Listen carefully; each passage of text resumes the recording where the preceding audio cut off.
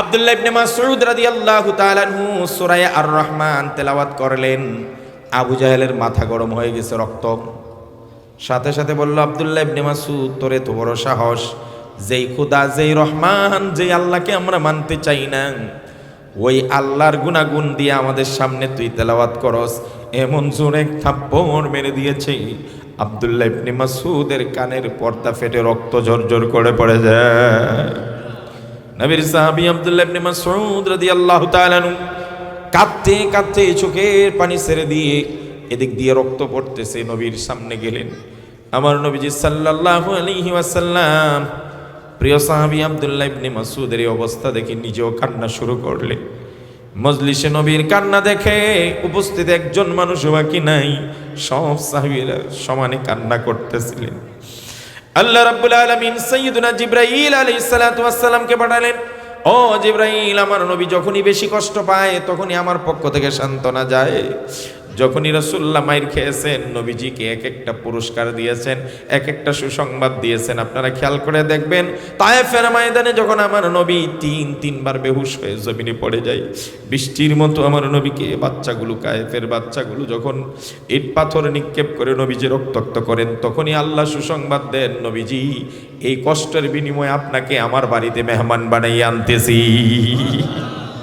এবারও যখন আমার নবীজি আব্দুল্লাহ ইবনে মাসউদের এই আঘাত দেখে, রক্তাক্ত চেহারা দেখে, নবীও কান্দে, সাহাবীরাও কান্দে, সমস্ত মানুষ তখন কান্না শুরু করেছেন। যাও জিবরাইল, আমার নবীর এই কান্নার তো অবস্থায় একটা সুসংবাদ দিয়ে আসো। অচিরেই নবীজি আপনি হাসবেন, আপনি হাসবেন, আজকে আপনি কান্না করছেন। হযরত জিবরাইল আলাইহিস সালাতু ওয়াস সালাম আসলেন। আসার পরে হযরত জিবরাইল তো খুশির সংবাদ নিয়ে হাসতেছেন। আমার নবীজি বলেন, জিবরাইল রে, এটা আপনার ভালো হয় নাই, কাজটা ঠিক হয় নাই। আমি কাঁদতেছি আমার আব্দুল্লাহ ইবনে মাসউদের দরদে, আমার সাহাবীরাও কাঁদছে, আর এই অবস্থায় তুমি হাসতেছো। ভাই জিবরাইল, যতক্ষণ আমার আব্দুল্লাহ ইবনে মাসউদ হাসবে না ততক্ষণ আমি হাসতে পারি না। আল্লাহ রাব্বুল আলামিন বলেন, উতলু মা উহিয়া ইলাইকা মিনাল কিতাবি ওয়া আকিমিস সালাহ ইন্নাস সালাতা তানহা আনিল ফাহশাই ওয়াল মুনকার। ইয়া রাসূলুল্লাহ, ইয়া হাবিবাল্লাহ, মহাগ্রন্থ আল কোরআন থেকে মানব জাতির সামনে আপনি তেলাওয়াত করতে থাকেন, কারণ মহাগ্রন্থ আল কোরআনের মধ্যে আল্লাহ রব্বুল আলামিন গোটা মানব জাতির হিদায়াত রেখে দিয়েছেন। কোরআনের শুরুতে যেমন আল্লাহ বলেছেন, আলিফ লাম মিম যালিকাল কিতাবু লা রাইবা ফি হুদাল লিল মুত্তাকিন। মুত্তাকিনদের জন্য এই গ্রন্থ হেদায়েত, পথ প্রদর্শক, গোমরাহির অতল গহ্বর থেকে আলো আর উজ্জ্বলতার হেদায়েতের সুমহান রাস্তায় পরিচালিত করবে এই কিতাব। এমনই ভাবে সমস্ত মানব জাতির জন্য হেদায়েত বলেছেন আল্লাহ রাব্বুল আলামিন, হুদাল লিন্নাস ওয়া বাইয়িনাতিম মিনাল হুদা ওয়াল ফুরকান। কোরআন বলেন, শাহরু রমাদানাল্লাযী উনজিলা ফীহিল কুরআনু হুদাল লিন্নাসি ওয়া বাইয়িনাতিম মিনাল হুদা ওয়াল ফুরকান। বরকতময় মাহে রমজানে আল্লাহ রাব্বুল আলামিন মহাগ্রন্থ আল কোরআন নাজিল করেছেন। ফি হুদাল লিন্নাস, যেই গ্রন্থ ইহুদ, খ্রিস্টান, আস্তিক, নাস্তিক, বৌদ্ধ, হিন্দু ধর্ম সমস্ত মানব জাতির জন্য আল্লাহ রাব্বুল আলামিন হেদায়েত স্বরূপ দান করে দিয়েছেন।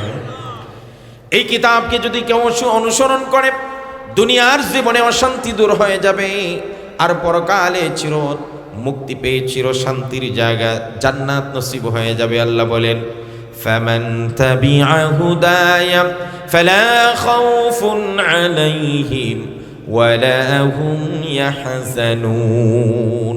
যারাই আমার এই গ্রন্থকে, হেদায়েত গ্রন্থকে অনুসরণ করবে, দুনিয়াতে কোনো টেনশন নাই, পরকালে কোনো ভয় নাই। সুবহানাল্লাহ।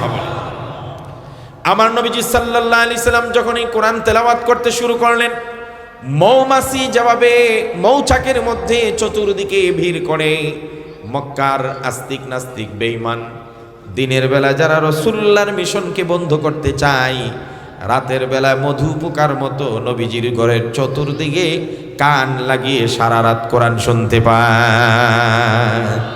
এই কোরআনের মধ্যে আকর্ষণ আছে না নেই? রাসূল বলেন আছে না না? সাইয়েদনা উমর রাদিয়াল্লাহু তাআলা আনহুর গোটা জিন্দেগিটা পাল্টিয়ে দিয়েছে এই কোরআন। কথা বলে ঠিক কিনা? শুধুমাত্র ইসলাম গ্রহণের পরকালের যে ঘটনা এটাই নয়। সাইয়েদনা উমর রাদিয়াল্লাহু তাআলা আনহু বলেন, আমি তখনও মুসলমান হই নাই। একদা বিশ্বনবী সাইয়্যিদুনা মুহাম্মদুর রাসূলুল্লাহ সাল্লাল্লাহু আলাইহি ওয়াসাল্লাম কাবার চত্বরে দাঁড়িয়ে নামাজ পড়ছেন, তেলাওয়াত করছেন। মুহাম্মদের এই কোরআনের তেলাওয়াত শুনে আমার কাছে মনে হলো মুহাম্মদ কবি। এত সুন্দর করে ছন্দ মিলিয়ে কেমনে মানুষ আরবি পড়ে, কেমনে এত সুন্দর ছন্দের তাল ঝংকার তুলে কোরআন পড়েন আপনি। আল্লাহ রাব্বুল আলামিন প্রত্যেকটা আয়াতের শেষে এত সুন্দর করে ছন্দের মিল দিয়েছেন, পৃথিবীর সমস্ত সাহিত্যিকরা ফেল, সমস্ত কবিরা ফেল হয়ে যাবে। এক একটা সূরাতে এত সুন্দর ছন্দের মিল। ওয়াস-সামাই যাতিল বুরুজি ওয়াল ইয়াউমিল মাউউদ ওয়া শাহিদিন ওয়া মাশহুদ কুতিলা আসহাবুল উখদুদ। সব ছন্দের মিল। আবার আপনি ইযা শামসু কুবিরাত বলেন, কতক্ষণ বলবেন আপনি? ইযা শামসু কুবিরাত ওয়া ইদান নুজুমুন কাদারাত ওয়া ইদাল জিবালু সুয়িরাত ওয়া ইদাল ইশারু উত্তিলাত। আপনাদের কি খারাপ লাগে? এই আমার কথায় হেদায়েত নাও হতে পারে। আমি যে আমার জবান দিয়ে যে কথা বলবো এটার কোনো সিকিউরিটি নাই, গ্যারান্টি নাই।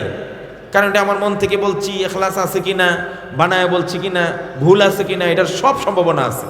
কিন্তু আল্লাহর কথা ওমা কথা বলে না। সুতরাং যারা কোরআন তেলাওয়াত করে আর কোরআন তেলাওয়াত শুনে উভয় গ্রুপের হেদায়েত নিশ্চিত হয়ে যায়। কথা বলে ঠিক কিনা? কত মানুষ শুধু কোরআন তেলাওয়াত আর কোরআন তেলাওয়াত শুনলে ঈমান বাড়ায় দেন কে? আপনি কোরআনে পড়েন নাই?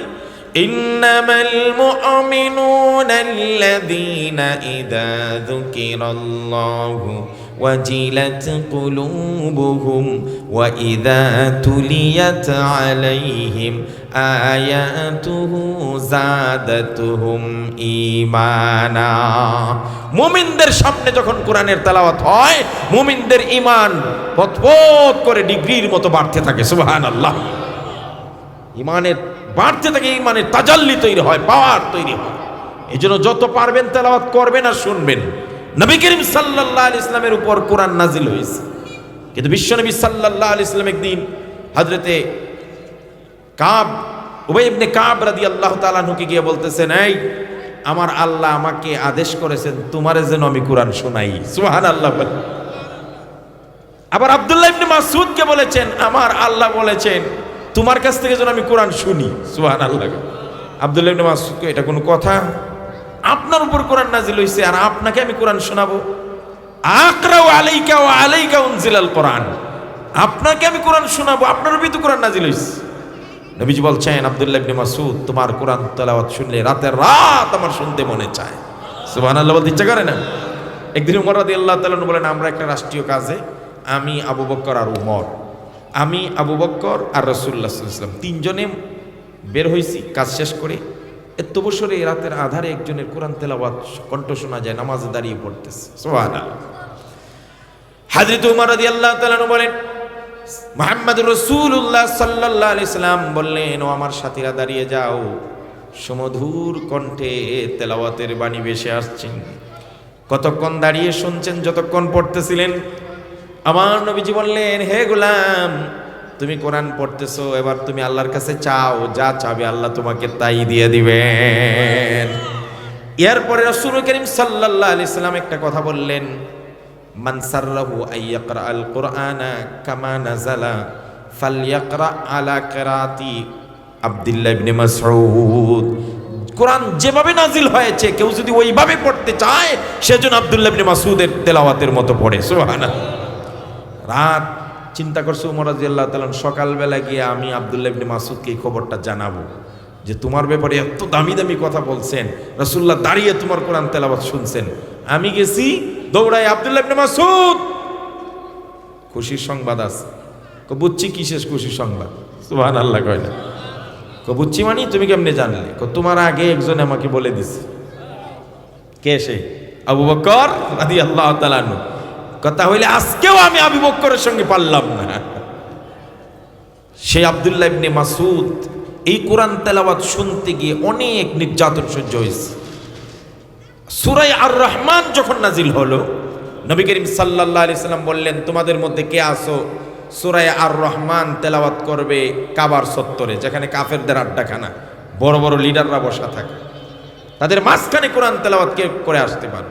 অথচ আপনারা জানেন সূরা আর রহমান গোটা সূরাটাই আল্লাহর পরিচয় বহন করে। সুবহানাল্লাহ বলেন।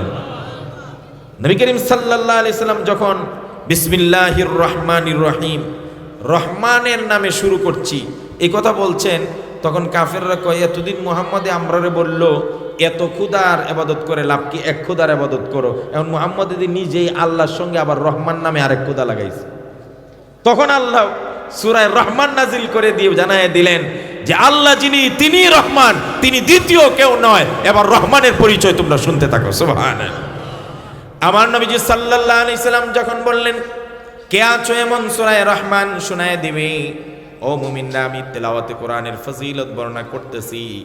এই মহাগ্রন্থ আল কোরআনকে আমরা অবমূল্যায়ন করার কারণে জাতি হিসাবে আমরা আজ সবচাইতে বেশি নিগৃহীত, সবচাইতে বেশি লাঞ্ছিত, অপমানিত।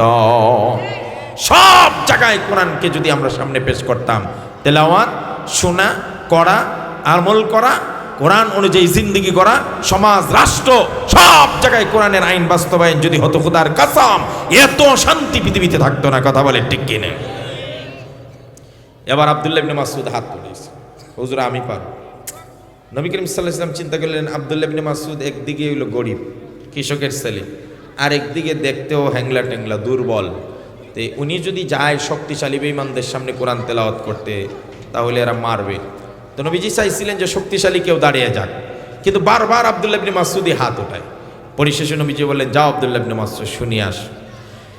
এবার আব্দুল্লাহ ইবনে মাসউদ সুজা চলে গেলেন কাবার চত্বরে, যেখানে আবু জাহেল, উতবা, সাইবা সবাই বসে আছেন, আড্ডা দিচ্ছেন আর ইসলামের বিরুদ্ধে পরিকল্পনা করছেন। আব্দুল্লাহ ইবনে মাসউদ রাদিয়াল্লাহু তাআলা আনহু দাঁড়িয়ে শুরু করলেন, বিসমিল্লাহির রহমানির রহিম, আর রহমানু আল্লামাল কুরআনা খালাকাল ইনসানা আল্লামাহুল বায়ান। আমি আপনাদেরকে একটা কথা বলি, এই আয়াতটা যদি আমি 100 বার পড়ি আপনারা কি বিরক্ত লাগবে? কেন লাগবে না জানেননি? পৃথিবীর সব কথা, সব কবিতা, সব গান যতই মজা হোক, একবার, দুইবার, 5 বার, 10 বার, 20 বার শোনার পরে আর কথা কয় না, আর ভালো লাগে। কিন্তু কোরআন ওয়ালা ইয়াখলাকু আলা কাসরাতির রাদ, নবীজি বলেন কোরআনকে যদি বারবার বারবার বারবার বারবার বারবার পড়া হয় কোনোদিন পুরাতন হবে না।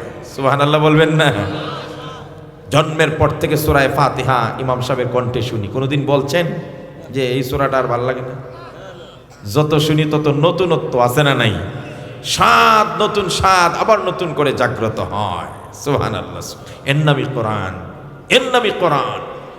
আব্দুল্লাহ ইবনে মাসউদ যখন সূরা আর রহমান তেলাওয়াত শুরু করলেন, আরে ভাই সূরা আর রহমানটা পড়বেন, গোটা সূরায় আল্লাহ এক একটা নিয়ামতের কথা বলেছেন, আর মানুষ আর জিন জাতিকে বলেছেন ফাবি আইয়ি আলাই রাব্বিকুমা তুকাযযিবান, और तुम अपने परवारदिगार के कौन कौन सी नियामतों को जुटलाओगे? তোমরা তোমাদের মালিকের কোন নিয়ামতটাকে অস্বীকার করবে বলো? একটা নিয়ামত বলছেন আর বলছেন কোনটাকে অস্বীকার করার সাধ্য কারো আছে? সাধারণ একটা নিয়ামতের কথা বলি, আল্লাহ রাব্বুল আলামিন সূরা আর রহমানে বলেন মারাজাল বাহরাইনি, মজা আছে নি ভাই? পড়েন না, দেখেন না কি মজা। আর না হলে শুনেন, একটা করেন, বাচ্চাকে হাফেজ বানান আর বলেন বাবা সারাদিন তেলাওয়াত করো, আমি প্রাণ ভরে শুনতে চাই। সুবহানাল্লাহ। ঈমান বাড়তে থাকবে। এটার নাম কোরআন, এটা আল্লাহর কথা। সব কথা কার? আল্লাহর। আর আল্লাহর চেয়ে সত্যবাদী কেউ আছে? ওমান আসদাকু মিনাল্লাহি কিলা, আল্লাহর চেয়ে কেউ সত্যবাদী নেই। আল্লাহর কথা সব চাইতে বেশি সত্য। আল্লাহ রাব্বুল আলামিন বলেন, মারাজাল বাহরাইনি ইয়ালতাকিয়ানি বাইনাহুমা বারযাখুন লা ইয়াবগিয়ান। মারাজাল বাহরাইন, আল্লাহ বলেন দুটি সমুদ্রকে আমি পাশাপাশি পরিচালনা করি, প্রবাহিত করি, কিন্তু এক সমুদ্রের পানি আরেক সমুদ্রের ভিতরে গুলিয়ে যায় না। বাইনাহুমা বারযাখ, আল্লাহ বলেন দুই সাগরের, দুই নদীর পানির মাঝখানে আমি অদৃশ্য একটা দেওয়াল তৈরি করে রাখছি। সুবহানাল্লাহ। বাইনাহুমা বারযাখ। আপনারা কি কেউ সদরঘাট থেকে বরিশালগামী কোনো লঞ্চে কোনোদিন গেছেন? চাঁদপুরের চৌমোহনার এই জায়গাটা দেখছেন? গোলা পানি আর সাদা পানি আলাদা আলাদা, আমি দেখছি। হ্যাঁ, একটার সাথে আরেকটা মিক্স হয় না। বলেন তো দেখি, এখানে কোনো দেওয়াল আছে? কেউ পার্টিশন দিছে? কেউ পর্দা দিছে? সারা জীবন ভর যদি বিজ্ঞানীরা চেষ্টা করে যে এখানে কোনো পর্দা আছে কিনা, কে আটকালো এক পানিকে আরেক পানির মধ্যে, তাহলে খুঁজে পাবে? কথা বলেন না, পাবে? কিন্তু আল্লাহ বলে আছেন। পর্দা কি? বাইনাহুমা বারযাখ, এই দুইয়ের মধ্যে পার্টিশন, পর্দা, দেয়াল, অদৃশ্য দেয়াল সৃষ্টি করেছেন কে? এটা কেউ দেখবে না। এটা কি? দেয়ালটা কি? এটা কাঁচের তৈরি দেয়াল নয়, এটা ইট পাথরের তৈরি দেয়াল নয়, এটা শক্ত কোনো কাজের জিনিসের দেয়াল নয়। আল্লাহ রাব্বুল আলামিন বলেন, এটা হলো আমি আল্লাহর হুকুম। আমি বলছি তোর সীমানা এতটুকু, এর চাইতে বেশি যাবি না। বাস, আমার হুকুমটাই দেয়াল। সুবহানাল্লাহ করেন। এই যে রূহ আছে না, রূহ, যে রূহ উড়ে গেলে মানুষ কি হয়ে যায়? এই রূহটা কি? বিজ্ঞানীরা অনেক চেষ্টা করেছে, এই রূহটা কি রে বাবা? এই রূহটা বের হয়ে গেলেই জ্যান্ত একটা মানুষ লাশে পরিণত হয়ে যায়। অনেক চেষ্টা করেছে। একবার এক মৃত্যুশয্যা শায়িত এক রোগীকে পুরা গ্লাসের ভিতরে ভইরা তার ভিতরে অক্সিজেন দিয়ে রাখছে, কই দেহি এতে কেমনে মরে। আর তার রূহটা কি, এটা কি বের হয়ে যায়? কিচ্ছু পাইল না, হঠাৎ থেকে গ্লাস ফেটে গেছে, লোকটা মরে গেছে। বেঈমান কাফের রাসূলুল্লাহ সাল্লাল্লাহু আলাইহি ওয়াসাল্লামকে জিজ্ঞেস করতে, ইয়াসআলুনাকা আনির রূহ কুলির রূহু মিন আমরি রাব্বিক। হে নবীজি, আপনার কাছে বেঈমান কাফেররা জিজ্ঞেস করবে, ও মুহাম্মদ, রূহ মানে কি? রূহ জিনিসটা কি? আপনি বলে দেন, এটা দুনিয়ার কোনো পদার্থ নয়, এটা দুনিয়ার কোনো মেটেরিয়াল নয়, বরং রূহটা হলো আমার আল্লাহর একটা হুকুম, আর কিচ্ছু না। আল্লাহর হুকুম। দুটি নদী পাশাপাশি প্রবাহিত করি আমি, একটার মধ্যে আরেকটা ঢুকে না, অদৃশ্য দেয়াল আমি তৈরি করেছি। এরপরে আল্লাহ বলেন, ফাবিআইয়ি আলাই রাব্বিকুমা তুকাদ্দিবান। এবার বলো, তুমি কোন নিয়ামতকে অস্বীকার করবে? কোন নিয়ামতকে অস্বীকার করার জো আছে? আল্লাহ অনেকগুলো নিয়ামত উল্লেখ করার পরে বলতেছেন, এই যারা আমাকে অস্বীকার করতে চাও, যদি মনে করো আমাকে অস্বীকার করবে, তাহলে তোমাদের সামনে আমার একটা বক্তব্য আছে। বক্তব্যটা কি? আল্লাহ রাব্বুল আলামিন বলেন, ইয়া মা'শারাল জিন্নি ওয়াল ইনসি ইন ইসতাতা'তুম আন তানফুযু মিন আকতারিস সামাওয়াতি ওয়াল আরদি ফানফুযু লা তানফুযুনা ইল্লা বিসুলতান। বাবা অনেক সময় ছেলেদেরকে বলে, ছেলে রোজগার করে না, দুষ্টামি করে, উল্টা পাল্টা করে, আকাম করে। ছেলে কয়, তুই যখন আমার কথা শুনস না, তাহলে আমার বাড়ির সীমানা থেকে, আমার কথা কয় না, যদি আমার কথাই না শুনবে তাহলে আমার বাড়ি থেকে বের হয়ে যা, তারপরে তুই যা মনে চায় তা কর। বলে না? আল্লাহ বলেন, এই বেটারা, তোর বাপে যদি কথা কয়, তাহলে আমিও বললাম, যদি আমার অবাধ্য হতে হয়, আমাকে যদি মানতে তোমার কষ্ট লাগে, আমার বিরুদ্ধাচরণ করতে কষ্ট লাগে, এই আসমান, এই জমিন সবকিছু কার? আরো জোরে বলেন, সব সৃষ্টি করেছেন কে? ওয়ালিল্লাহি মুলকুস সামাওয়াতি ওয়াল আরদি ইয়াখলুকু মা ইয়াশা। আসমান জমিনের একচ্ছত্র মালিকানা কার? সার্বভৌমত্বের মালিক কে? মিস্টার আব্রাহাম লিঙ্কনের প্রতিষ্ঠিত গণতন্ত্র আর ইসলামের সঙ্গে সবচেয়ে বড় সংঘর্ষের জায়গাটা এটাই। আব্রাহাম লিঙ্কনের গণতন্ত্র বলে সার্বভৌমত্বের মালিক জনগণ। সার্বভৌমত্বের মালিক কি? আর আল্লাহ কি বলেন? সার্বভৌমত্বের মালিক কি? আর জোরে বলেন। জনগণ সার্বভৌমত্বের মালিক। যেই জনগণের নাক দিয়ে এখনো ময়লা পড়ে, 5 বার যদি পাতলা পায়খানা হয় আর খুঁজে পাওয়া যায়নি, কথা কয় না। যত বড় বাহাদুর হোক বিছানায় পড়ে যায়, ছোট ঘরের সাথে সম্পর্ক। আপনারা এখানে তো সবাই শহরে না, কিছু মানুষ তো গ্রামে আছেন। গ্রামে কখনো রাতের আধারে গাছপালার নিচ দিয়া বা জঙ্গলের মাঝখান দিয়ে গেছেননি কখনো? আচ্ছা, ওই সময় যে গেছেন খুব বীর বাহাদুরের মতো গেছেন একা একা?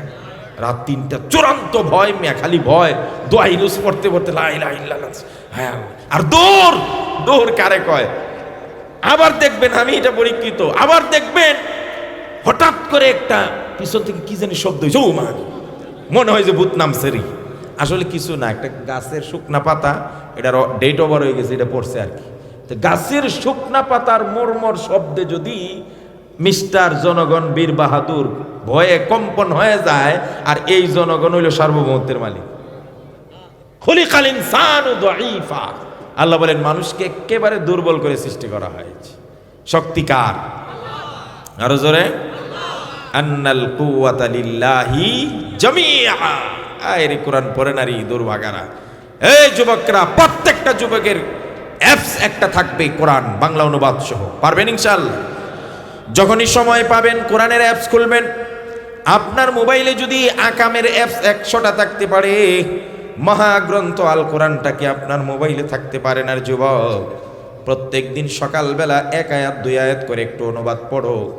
যেখানে তোমার বুঝে আসে না, একজন আলেমকে জিজ্ঞেস করবে, হুজুর আজকে এই আয়াতটার অনুবাদ পড়ছিলাম, এটা তো আমি বুঝতেছি না, হুজুরের কাছ থেকে বুঝে নিবে। কোরআন পড়বে, কোরআন পড়বে, তোমার অন্তরের ঝংকার দূর হয়ে যাবে। কোরআন পড়বে, তুমি হেদায়েত পেয়ে যাবে, ইমানের রাস্তায় সদর রাস্তায় উঠে যাবে। সুবহানাল্লাহ। কোরআন পড়ুন। কোরআন বলছে আন্নাল কুওয়াতা লিল্লাহি জামি, সব শক্তিকার, সব শক্তিকার। মুহূর্তে যিনি বাদশাকে ফকির বানাইতে পারেন, আছে না নেই? হ্যাঁ, ফেরাউন নমরুদের ইতিহাস তো আমরা অনেক বলতাম। আমার নামের আগে একজনে বলছে, আমি কি জানি কইল, আমি কি জানি কইছে, বাতিলের আতঙ্ক, আরো কি কি জানি কইছেন। এগুলো বইলা বক্তাদেরকে স্পিড বাড়ায়। আসলে বাতিল আতঙ্কটা এগুলা কিছু না, আতঙ্ক কিছু না। তবে আমরা আমার নবীর কাছ থেকে শিক্ষা পেয়েছি, আশিদ্দাউ আলাল কুফফার রুহামাউ বাইনাহুম। আমরা মুসলমান পরস্পরে একের প্রতি আরেক দয়ালু, মহব্বত, হৃদয় নরম। কিন্তু ইসলামের বিরুদ্ধে আমরা কি কঠিন, কোন সার, অন্যায়ের বিরুদ্ধে আচরণ করা, এটা নবীর শিক্ষা। সাইয়্যিদনা ওমরকে বলা হতো আল ফারিকু বাইনাল হাক্কি ওয়াল বাতিল, সত্য এবং মিথ্যার মাঝখানে পার্থক্য সূচনাকারী হলো ওমর। অসত্য অন্যায় দেখলে তার মাথা গরম হয়ে যেত। সুবহানাল্লাহ বলে। আমরা ওই শিক্ষা পেয়েছি। আমি বুখারী পড়েছি শাইখুল হাদিস আল্লামা আজিজুল হক রাহিমাহুল্লাহ তাআলার কাছে। আবার বুখারী পড়েছি তার ছেলে বর্তমান বাংলাদেশের মোহাম্মদ বিন কাসেমের যোগ্য উত্তরসূরি আল্লামা মামুনুল হকের কাছে। তাদের কাছ থেকে সেই চেতনা পেয়েছি, অন্যায় যত বড়ই হোক, অসত্য যত বড়ই পাওয়ারফুল হোক, তার বিরুদ্ধে কথা বলা ইমানি দায়িত্ব। কথা বলে ঠিক কিনা? সেই জন্য অতীতে আমরা বলেছি নমরুদ থেকে শিক্ষা নেন, ফেরাউন থেকে শিক্ষা নেন। কিন্তু ইতিহাসের সবচেয়ে বড় ভুল হলো ইতিহাস থেকে কেউ শিক্ষা নেয়, আগামীতেও নিবে কিনা আমি জানি না। কথা কয় না, আগামীতেও নিবে কিনা জানি না। যদি না নেয় কেউ, আমি যদি না নেই, আমার পরিণতি কি ভালো হবে? আপনি যদি না নেন, একই পরিণতি হবে। কথা বলে ঠিক কিনা?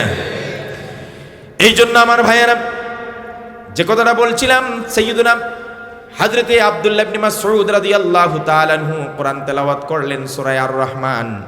আল্লাহ ওই সূরার মধ্যে বলছেন, যারা আমার বিরুদ্ধে কথা বলবা, আমাকে মানতে যাদের কষ্ট হয়, ইয়া মাশারাল জিন্নি ওয়াল ইনস, হে মানব জাতি আর জিন জাতি, যদি সক্ষম হও, আমার বাড়ির একটা সীমানা আছে, তোমার বাবার বাড়ির যেমন একটা সীমানা আছে, আমার সীমানা আসমান আর জমিনের, এই সীমানার থেকে পারলে কোথায়ও বের হয়ে যাও। বেটাগিরি করবা তো আসমান জমিনের সীমানার বাইরে গিয়ে করো। কারো ক্ষমতা আছে? আর রাসূল বলেন আছে। এইভাবে একটা নিয়ামত বলছেন, আর বলছেন ফাবি আইয়ি আলা রাব্বিকুমা তুকাদ্দিবান, এই তোমরা তোমাদের প্রভুর কোন নিয়ামতটা অস্বীকার করবে? তবে মনে রাখবেন যুবক, বৃদ্ধ, নারী, পুরুষ, আল্লাহ প্রদত্ত যতগুলো নিয়ামত আপনাকে আমাকে দান করেছে, চক্ষু নামক নিয়ামত দিয়েছেন আল্লাহ, কান দিয়েছেন আল্লাহ। আল্লাহ রাব্বুল আলামিন কোরআনে বলেন, হুয়াল্লাযী আনশাআ লাকুমুস সামআ ওয়াল আবসারা ওয়াল আফইদা কালিলাম মা তাশকুরুন। ওই আল্লাহ যিনি আমাকে কর্ণ দান করলেন শোনার জন্যে, আর দেখার জন্য চক্ষু দিলেন, অনুধাবনার বুঝার জন্য আমাকে হৃদয়ে দিলেন। অল্প মানুষ আল্লাহর শুকরিয়া আদায় করে এক একটা নিয়ামতের ব্যাপারে। সুম্মা লাতুসআলুন্না ইয়াউমা ইদিন আনিন নাঈম।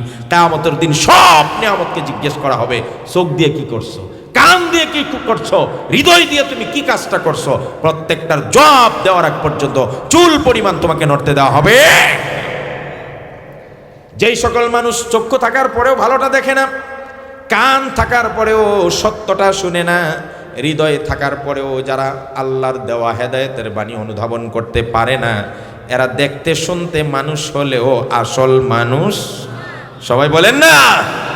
আল্লাহ কোরআনে বলছেন। ও একটা সময় আমার উস্তাদ আল্লামা মামুনুল হক সাহেব একবার বলছিলেন যে ওই যে ইসলামের বিরুদ্ধে কথা বলে খলিফাদেরকে যিনি খুনি বলছিলেন, আবু বকর, উমর, উসমানকে বলছেন এরা নাকি খুনি। একজন মুরগি চোরা আছে আমাদের দেশে, আসিল না? কেন মুরগি চোরা কেন বললো, অনেকে এটার মধ্যে আপত্তি জানায়। একজন মানুষ সে মুরগি কইয়া ডাক দেয়, এটা তো খারাপ। তো আমি এটা শোনার পরে এক মাহফিলে বলছিলাম, এই মেয়ে, আমার উস্তাদ মামুনুল হক তো মুরগি চোরা বলছিল, তো ভালোই বলছে, এর নিচে তো নামছে না, কথা কয় না কা। কিন্তু আল্লাহ কি বলছেন শুনেন তাহলে। আল্লাহ রাব্বুল আলামিন বলেন, ওয়ালাকাদ যারা'না লিজাহান্নামা কাসীরাম মিনাল জিন্নি ওয়াল ইনস লাহুম কুলুবুন লা ইয়াফকাহুনা বিহা ওয়া লাহুম আ'য়ুনুন লা ইউবসিরুনা বিহা ওয়া লাহুম আযানুন লা ইয়াসমাউনা বিহা উলাইকা কাল আনআম বালহুম আদল। আল্লাহ পাক বলেন, যারা চোখ থাকতেও আমার বাণী দেখে না, যারা কান থাকতেও আমার সত্য শুনে না, যাদের হৃদয় আছে তারপর হৃদয়ে দেয়া হকটা, সত্যটা, ইসলামটাকে অনুধাবন করে না, উলাইকা কাল আনআম, দেখতে তারা মানুষ হলেও আসলে এরা চার পায়া জানোয়ার। কথা বলে ঠিক কিনা? এই আমরা তো দুই পায়া বলছিলাম মুরগি, তা আল্লাহ কয় পার কথা বললেন জানোয়ার। বলেন তো আপনাদের দেশে চার পায়া জানোয়ারের একটা নাম কোন? গরু। আরো নিচে যান, আরো নিচে যান, কুকুর। এরপরে যান উলাইকা কাল আনআম, এরা হলো চতুষ্পদ জানোয়ারের মতো। কুকুরও ভালো, কুকুরও তাদের চেয়ে ভালো। আল্লাহ বলছেন বালহুম আদল, এরা কুকুর, শুয়োর এবং গরু ছাগলের চাইতেও নিকৃষ্ট। কথা বলে ঠিক কিনা? এই জন্য আপনারা দেখবেন দুনিয়ার জ্ঞানে জ্ঞানী হওয়ার পরেও যারা আল্লাহকে চিনল না, রব অনুধাবন করতে পারলো না, তৌহিদ বুঝলো না। আবু জাহেল কিন্তু সাধারণ লোক ছিল না। আবু জাহেলের উপাধি ছিল আবুল হাকাম। আবুল হাকাম মানে কি? জ্ঞানীর পিতা, মানে বুদ্ধিজীবী। আমাদের দেশে কি কয়? বুদ্ধিজীবী বলে না? তাহলে তারে সব মহাপণ্ডিত বলতো। যখন নবীজি দেখলেন আবু জাহেল সত্য অনুধাবন করে না, তাওহীদ বিশ্বাস করে না, একত্ববাদ মানে না, আল্লাহ মানে না, সাথে সাথে আল্লাহ বলছেন, তুই যত বড় শিক্ষিত হও না কেন, যেই শিক্ষার কারণে সত্যকে অনুধাবন করতে পারো না, তুমি আজকের থেকে আবুল হাকাম নয়, আজকের থেকে আবু জাহেল, চরম গণ্ড মূর্খ। কথা বলে ঠিক কিনা? সুতরাং দুনিয়ার শিক্ষায় যত বড় শিক্ষিত হও, তুমি যদি আল্লাহকেই চিনলে না, রাসূল চিনলে না, ইসলামের ফরজ বিধান তুমি মানলে না, বুঝলে না, নামাজ কেমনে পড়তে হয় চিনে না, ডাক্তার সাহেব নামাজের কয়টা ফরজ জানে না, ইঞ্জিনিয়ার সাহেব নামাজ কেমনে ভাঙ্গে জানে না, আজকের বড় বড় ডিগ্রিধারী ডক্টর অর্জনকারী তারা। আমি বলবো আপনি ডক্টর হইতে পারেন দুনিয়ার লাইনে, আপনি ইঞ্জিনিয়ার, ব্যারিস্টার, ডাক্তার হতে পারেন, কিন্তু ইসলামের মৌলিক ফরজ বিধানটা আপনার জানা নাই, তার মানে আপনি দেখতে শুনতে মানুষ হলো, প্রকৃত মানুষ হতে পারেন নাই। কথা বলেন ঠিক? আর এই প্রকৃত মানুষ করার জন্য আজকের এই মাদ্রাসাগুলো। কথা বলেন ঠিক কিনা? এখানে কোরআনের চর্চা হয়। কোরআন সবচেয়ে বড় জিনিস।